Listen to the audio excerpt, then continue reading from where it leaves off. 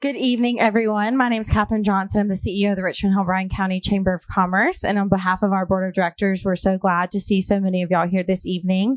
Obviously, the purpose of this event is to help our candidates get their information out to you as our community to make sure you're well educated before voting.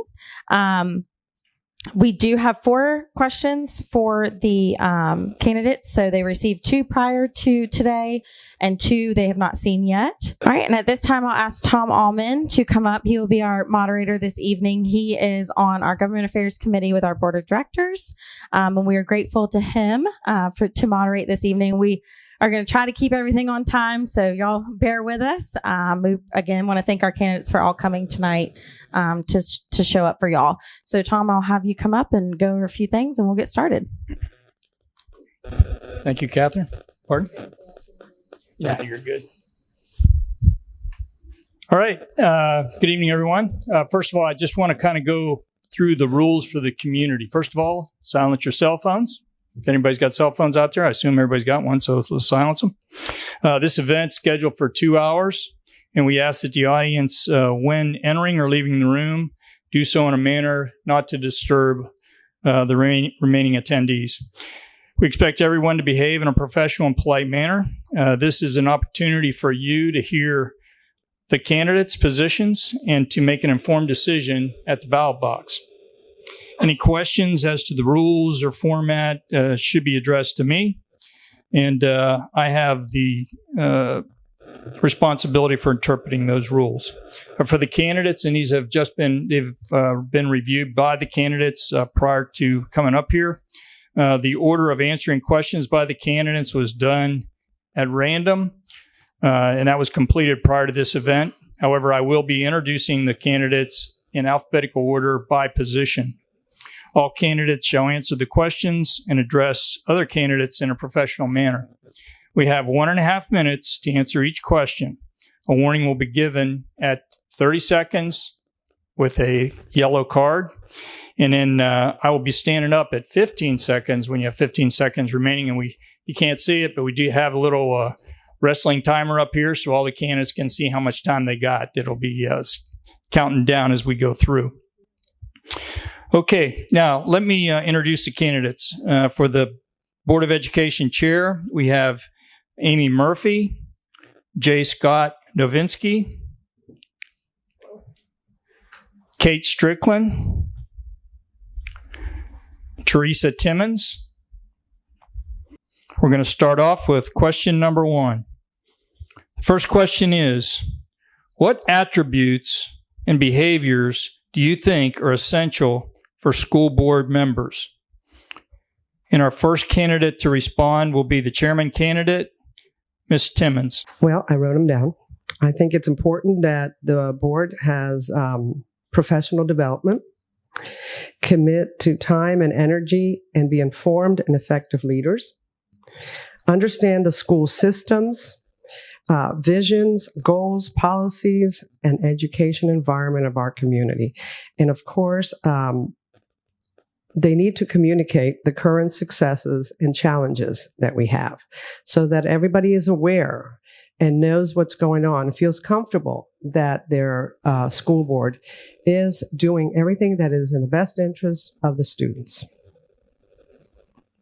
Oh, I still have a minute left. One of the things that concerns me is that as a community, we all know each other and we have to reach out to each other and discuss these things. Reach out to the teachers. What I decided to do is run because I was concerned about the climate of banning books, of unfounded accusations, and that is important that we know the facts and what are the successes of the Board of Education and the school system and the superintendent. Thank you. Thank you, Teresa. Next candidate, the answer is Amy Murphy. Thank you. I think first and foremost, you have to be student focused and student centered. One of the primary roles of a Board of Education member is to be focused on academic achievement for our students. I think you have to be ethical. I'm glad Ms. Timmons mentioned about professional development. We're the only elected officials that the state requires that we have training every year. We have to sign off on a code of ethics. New board members, there's a steep learning curve to become a new school board member, and the state requires 15 hours of continuing education. And then board members have to do an additional 9 every year. Specific to the role of board chair, I think you have to be non-reactive. You have to be proactive. You have to listen not only to the community, to the staff, to parents, but you have to be able to listen to every single board member who's listening to staff, community, parents, and you have to be able to build consensus and facilitate really difficult discussions sometimes and build the groundwork so that people feel comfortable. Everybody can talk, everybody is heard, and all of those pieces can come together. Then you have to be, I think, really a strategic thinker, because you have to be able to bring the will of the community into policies that are set for the school board. Thank you. Thank you, Ms. Murphy. Our next candidate that will address the question is Kate Strickland.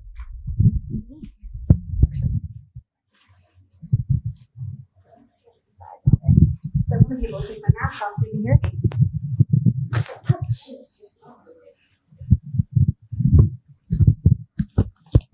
Can you hear me? Okay. All right. So board members should be accessible.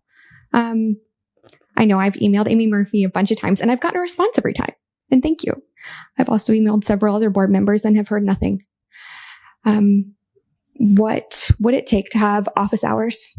Doesn't have to be long office hours, but dedicated office hours. To be, dare I say the word, transparent. I know that's a hot button word these days, and I don't use it lightly. But to know which board members are fighting for the issues that each constituent holds dear. If you feel one way about a certain issue, how do you know which board member fought for what you believe in? And how do you know who to vote for? This is a position of leadership, and it shouldn't be taken lightly. Those who are dedicated to service, dedicated to doing the continuing ed, to doing the best for our students, for our teachers, and our community. Those who act with integrity, those who we want to represent us. And as a voter, I'm going to vote for who I want to represent me, and I hope everyone does the same. Thank you. Thank you, Ms. Strickland. Now, Mr. Novinsky. I kind of like the fact that Kate stepped away in regards to it. It gives us a little bit more room because of the projector here behind us, the screen. So as far as the leadership and the attributes, let me tell you, and there's some business people in here, and this is the Richmond Hill Chamber of Commerce. I am all about running a business myself, okay? And the school board itself is kind of a business. And we have, as far as our leadership in the school board, what we expect as far as some of the attributes that they mentioned, as far as caring for the children. That's why I'm running, the transparency. I know that's a hot button right now, but I will tell you this. If you think I'm here to fire Dr. Brookshire, I am not your candidate, okay? We invited him into our family in Bryan County, okay? I am here to work with the board and Dr. Brookshire, right? I want to make sure our children come first, okay? I want to make sure that your voice comes first. Your voice cannot come first if the policy is that we have to go through Dr. Brookshire and you have concerns, okay? That's not the way it works. You vote for us. We represent you. We go to Dr. Brookshire, okay? So I'm very concerned in regards to those things. I'm concerned about what is being taught in our schools. The leadership, the transparency, holding people accountable. And I'm going to get into that a little bit more later. But I want to be the voice for you parents and for your families. Our second question is, what is your vision on how a board member should be involved? Operational or strategic? I don't think it's either 100% operational or 100% strategic. And it shouldn't be. It should be neither. As far as operations go, I've got experience in operations. I'm a commissioned officer veteran myself. And operations, that's our teachers and our administrators. And strategy, that is a task that we put to the superintendent and his team. Our teachers are the very best here in Bryan County. And as far as what they do, let them do it. They know what's appropriate to teach in their classrooms. They know what's supposed to be in the curriculum. Let them do it. There is one instance, I would say, where the board would then step in as far as operations goes, is there is a problem that is plaguing the entire district. Then the board would then say, you know what, we need to address, for example, bullying. But the role isn't operations or strategic, it's legislative, it is guiding, it is course correction, it is encouragement and managerial. And it's important. These kids and these parents aren't our customers. They are our future. We don't need to make them happy. We need to make them learn. Thank you, Ms. Strickland.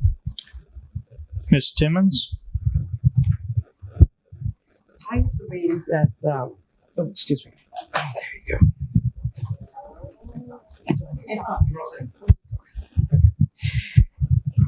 I believe the Board of Education has a duty in maintaining governance. Managing the superintendent, because after all, the Board of Education is the one that hires him. Work closely together with the superintendent. He is a very well-educated man that comes and has made differences in our community. Encourage ongoing education, review policies, evaluate policy and implementation. And that is something that I think we probably need to concentrate a little bit more in our community. And of course, review budgeting and finance and evaluate the institution and the education. And I'd like to say that we need to enhance and work on what has already been done. It's not necessary, like you said, coming here and, we're working to get rid of the superintendent. We already have something good. We are known for that. I'm a realtor. A lot of people come here because of the good education system that we have. A lot of industries coming here because of our education system. Yes, there's more that can be done, and we're going to work on that. But yes, thank you very much. Mr. Novinsky?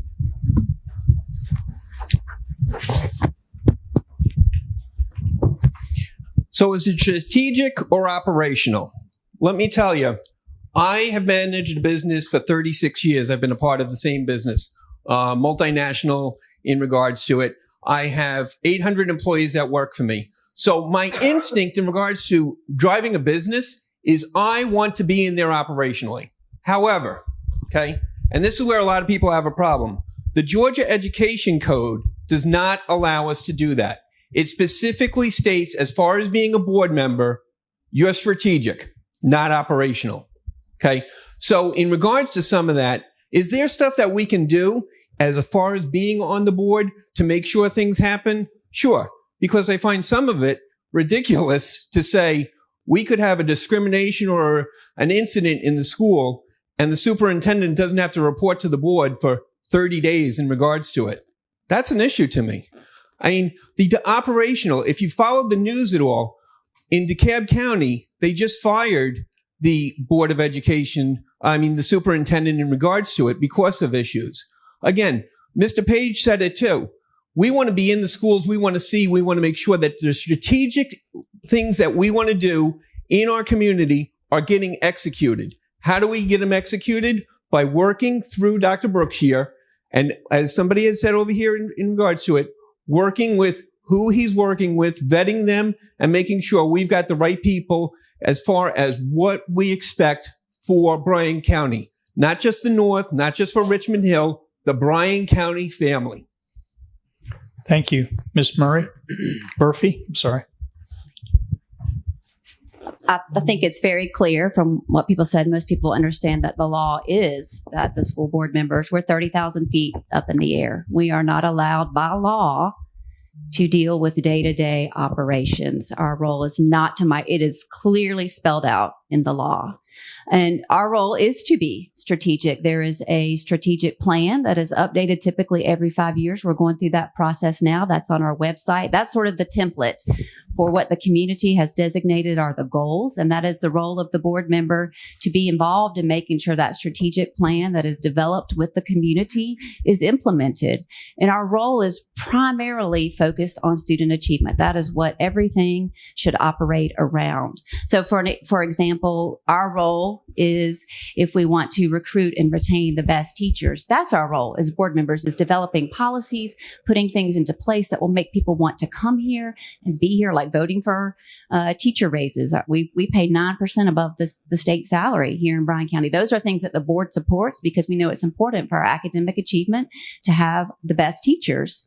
But we don't deal with hiring and firing people. We don't deal with getting somebody's cousin hired. We don't go into the school and do assessments of teachers, but we support making sure that we have the best people in place to do that. And I just want to say very quick, I got 12 seconds. There are severe consequences for breaking the law. Schools can lose their accreditation, which would take away funding. Students would not be allowed to get the Hope Scholarship, as well as the governor can come in and remove an entire school board. Thank you. Thank you, Ms. Murray. Question number 3. Would you make any changes to the budget or budget process? And if so, why or why not? And we'll start off with the chairman.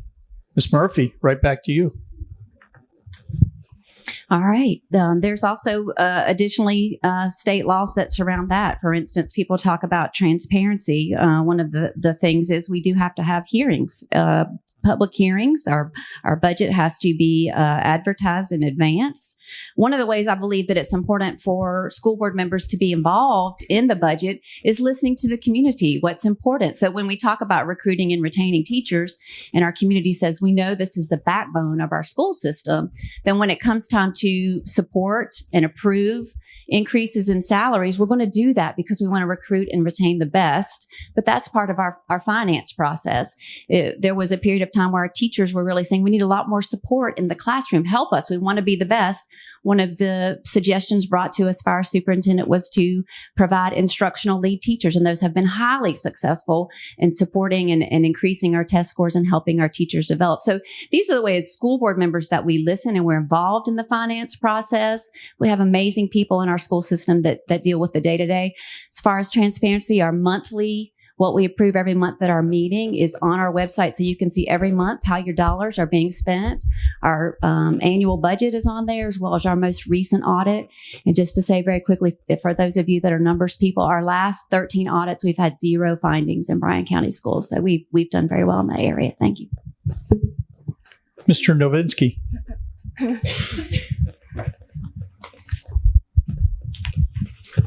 Would you make any changes to the budget process, and why? Well, I'll start with one I would make a change on. I would be interested in how we gave our superintendent a 50% raise. We took him up to $300,000. So he went from $200,000 to $300,000. That doesn't compare to schools our size in the state of Georgia. The other thing that I'd be interested in is when I look at the budget that came out, and as I'm reviewing it, and on page 71, as far as it, our high school was projected to spend $15 million. Its now estimated cost is $151 million. That's a big typo, if that's a typo. But somewhere along the lines, for a new high school, we're talking 1,000% increase. Wow. Did anybody get any notification of that? Was that a topic of conversation anywhere as far as transparency?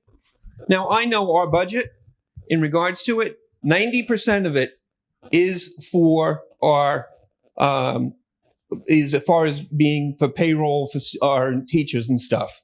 Our teachers deserve every cent, and many of them deserve a lot more, especially on the lower end with the parapros and stuff. So yeah, there would be some changes I'd definitely make looking at the budget and stuff that we need to be addressing. But the reason people come here overall isn't because of how great the building is. It's how great everyone in this administration is as far as the teachers. Thank you. Ms. Timmons? Would Pretty much everybody has already said all the good things that we need to do and have done. But I think it's important that the budget include the pros, so that we have the right ratio students to teachers. And also, especially now after we've gone through 2 years of pandemic, I'm concerned that we have enough counselors per ratio for children. Nationally, the National Association of Counselors recommends 255 children per counselor.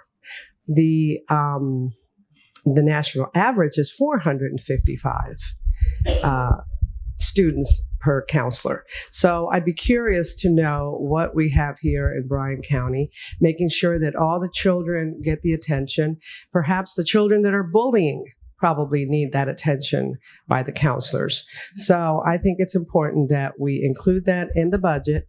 And at times, I too have been concerned and wondered about how the superintendent has gotten such a big pay hike. But hopefully it'll reflect on improvements that'll continue in our community with our education at all our schools. Thank you. Ms. Strickland? Right. As far as making changes to the budget, I would want to start with asking those who actually have their boots on the ground. What do our teachers need? What do our paras need? What do our counselors need? What do our students need? Biggest complaint I'm hearing from students has to do with food. Kids like to eat. Yes, like Ms. Timmons said, we do need to increase the ratio of counselors in our schools, especially in the wake of the increased need for mental health services among adolescents. Yes, we need to help our paras. We need to pay our school nurses. You know, a school nurse only makes $100 a day if they're a substitute. No one's going to be a substitute school nurse at $100 a day. So, figuring out what we need and where we need it is important rather than just saying, I'm going to come in and do this. I'm not going to come in and make any sweeping changes without making an assessment. That's what I do. Assess, diagnose, and treat. That's the plan. Now, the final question is, how do you plan to enhance the quality of education we offer, which is why so many people have moved here?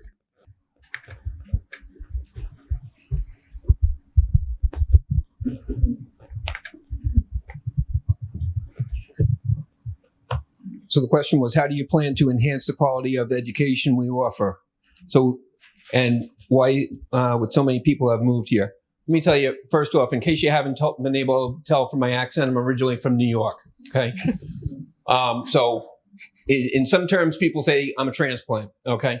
But one of the things that I love about New York was the diversity, okay? There was so much around in the urban areas. And for many years, from 2017 until 2021, I was working in Atlanta. It was a hell of a commute. Excuse me for saying it that way. Okay.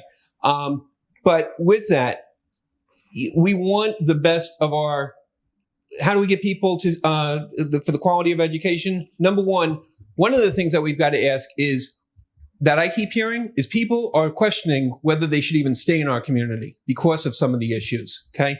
And that's a concern to me. All right. The retention of teachers is one of the biggest issues. Okay. Because if we can't retain good teachers, we are not going to have a good system. Kids are screaming for attention, somebody mentioned in regards to it. Kids want to be noticed, not just seen as a number and stuff. And that's an issue.